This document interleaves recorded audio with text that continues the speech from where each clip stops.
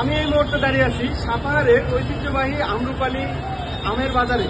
আমি আপনাকে আম্রপালি আমের বাজার বললাম এই কারণে যে সাপাহারের প্রায় 90% বা 90%-এর উপরের যে আমগুলো সবই আম্রপালি আম।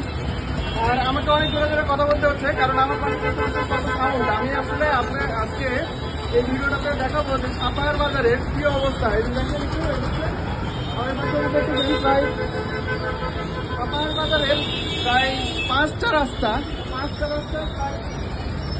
চতুর্দিকে 5 কিলোমিটার ব্যাপী এরকম ব্লক হয়ে আছে, কোনো যানবাহন চলাচল হচ্ছে না। আমি একটু দেখাই যে এটা হচ্ছে সাপাহার বাজারের 0 পয়েন্ট, যেখানে আসলে আম বাজারের মূল পয়েন্ট বলতে পারেন। এই দেখতে পাচ্ছেন এখানে যত আম দাঁড়িয়ে আছে সবগুলো আম প্রায় বেশিরভাগই আম্রপালি আম। আর এই পাশে ডান পাশে যে আমগুলো দেখতে পাচ্ছেন সবই আম্রপালি আম, কোনো পাশেই আসলে আম্রপালি ছাড়া অন্য কোনো আম নাই।